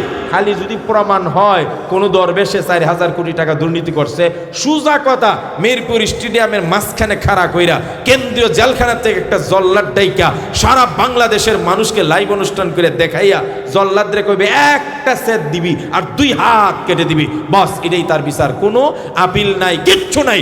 এখন তার হাত 2টা নাই। এই হাত কাটা নিয়া বিচারা সমাজে বসবাস করলে পদে পদে পদে পদে মনে হবে চুরির কথা। খালি হেই একলাই সোজা হইব না আরো সোজা হবে? এ আর কোনো দিন এমপি দাঁড়াইতে পারবো নি? যদি হ্যাঁ আপনাদের দেশে আসে বলে, এই চৌরাস্তার ভাইয়েরা, আমার তো 2টা হাত নাই, দয়া করে আমারে ভোট দেন, আমি মেয়র দাঁড়াইছি বা এমপি দাঁড়াইছি। তা আপনারা কি জিজ্ঞেস করবেন না যে ভাই আপনার হাত কাটলো কেন? কথা কয় না, আপনার হাত কাটছে কেন? তখন কি বলবে? তাহাজ্জুদ পড়ার অপরাধে, উমরা করার অপরাধে হাত কাটছে। কি জন্য কাটছে? আরো জোরে, আরো জোরে। তাইলে যখন জানবেন যে চুরির অপরাধে তোমার হাত কাটছে, তখন কি তারে ভোট দিবেন? আপনারা পুরুষরা তো দূরের কথা, আমার মা বোনরা জাটা নিয়ে বাইর করবে, চুরের ঘরের চুর, তুই চুরির ধরা খেয়ে হাত কাটছে, আবার আইসস তুই বুড়ে দাঁড়াইতে, আবারও চুরি করতে, যা এখান থেকে আনলে জাটা দে বাইরে বিদায়। এক এমপিরে যদি হাত কাটা যাইতো, একটা মন্ত্রীরে যদি হাত কাটা যাইতো দুর্নীতির প্রমাণিত হলে, একটা উপদেষ্টার যদি হাত কাটা যাইতো, খোদার কসম 95টা আলিফের মতো সোজা হয়ে যায়। কি এর গণতন্ত্রের বিচার, কি এর সমাজতন্ত্রের বিচার? কোরআন দিয়ে একটা বিচার দেখাইছে, খালি একটা দেখাইছে। এই জন্য কোরআন, আল্লাহর মহাগ্রন্থ আল কোরআন, এই কোরআনকে মানুষের ভাগ্য সুপ্রসন্নর জন্য আল্লাহ নাজিল করছে। যেই উমর একদিন রাখালি করত, বকরির পেট ভরাইতে পারত না, সেই উমর কোরআনের সুহবতে অর্ধ পৃথিবী শাসন করেছে। সুবহানাল্লাহ। নবীজি উমরের বেলায় বলেছে, লাউ কানা বাদি নবী লাকানা উমর ইবনুল খাত্তাব, যদি আমার পরে কেউ নবী হতো, উমর নবী হয়ে যেত। সুবহানাল্লাহ। তার কোরআনের এত জ্ঞান ছিল। আমি ওই হাদিসটা পড়ছিলাম, বলতে পারবেন না মাদ্রাসাতুল আরকাম থেকে আগামী দিনের উমরের যোগ্য উত্তরসূরি কেউ হতে কথা কয় না কেন? আগামী দিনে মাদ্রাসাতুল আরকাম থেকে কোরআনের স্পর্শ পেয়ে, ছোঁয়া পেয়ে, সোহবত পেয়ে, সান্নিধ্য পেয়ে আগামী দিনে আল্লামা আহমদ শফীর উত্তরসূরি কেউ হয়ে যেতে পারে, জুনায়েদ বাবুনিগুর উত্তরসূরি হয়ে যেতে পারে। আরে এক মামুনুল হককে জেলখানায় নিছিল, রিমান্ডে নিছে, চারিত্রিকভাবে পদস্খলন করার চেষ্টা করছে, কিন্তু ব্যর্থ হয়েছে। মামুনুল হক হারিয়ে যেতে পারে, মামুনুল হক চলে যেতে পারে। খোদার কসম, এক মামুনুল হক চলে যাবে, শত শত মামুনুল হক তৈরি হবে। কথা বলে ঠিক কিনা? আমার এই মার্কাজগুলো ধরে রাখতে হবে, এই মাদ্রাসাগুলো ধরে রাখতে হবে। দেখবেন আগামী দিনে শত শত মামুনুল হক তৈরি হবে। আমার প্রিয় ভাইয়েরা, দুইটা দাওয়াত আপনাদেরকে দেব, দুইটা দাওয়াত। এক নম্বর, আপনার নিজের সন্তান, নিজের নাতি, নিজের নাতনি, দুইটা শাখায় আছে, মহিলা পুরুষ সব, নাতনি, ভাতিজা, ভাতিজি, সবাইকে কোরআনের জ্ঞানী বানান। আপনি ডাক্তার বানান, কোনো সমস্যা নাই, অন্তত নাজারাত নুরানিতে 3 বছর লেখাপড়া করান, কোরআনটা শিখুক, অর্থ শিখুক, হাদিস শিখুক, নামাজ শিখুক, মাসআলা শিখুক, তাওহীদ শিখুক, আল্লাহর পরিচয় নিক, রাসূলের পরিচয় নিক, তারপরে আপনি ডাক্তার বানান, কোনো অসুবিধা নাই, ইঞ্জিনিয়ার বানান, কোনো অসুবিধা নাই, সে কোনোদিন কসাই হবে না। কথা বলে ঠিক কি? এটা হলো একটা দাওয়াত, করবেন তো ইনশাআল্লাহ? এই প্রত্যেকটা ফ্যামিলিতে একজন মানুষকে অন্তত আলেম বানান, মজা পাইবেন, আল্লাহ কবুল করুক, বলেন আমিন। আর 2 নম্বর দাবিটা হলো, এই মার্কাজগুলো যতদিন টিকে থাকবে, একদিন মামুনুল হক হারিয়ে যাবে, আমি ওবাইদুল্লাহ বিন সাইদও হারিয়ে যাব, কিন্তু এইটা যদি টিকে থাকে, খোদার কসম আমরা আশা করি এমন হাজারো বক্তা, হাজারো মুফাসসির, হাজারো সিংহ পুরুষ, হাজারো মুজাহিদে বিল্লাহ, হাজারো বাবুনগরী তৈরি হবে, কেউ ইসলামের উত্থান ঠেকাইতে পারবে না। মানে এটারে টিকায় রাখতে হবে তো। আর জোরে কোন, আমার কথা শেষ। ঠিক 12টা ক্রস করেছে, আমরা এখানে গার্মেন্টস এলাকা, আমি জানি।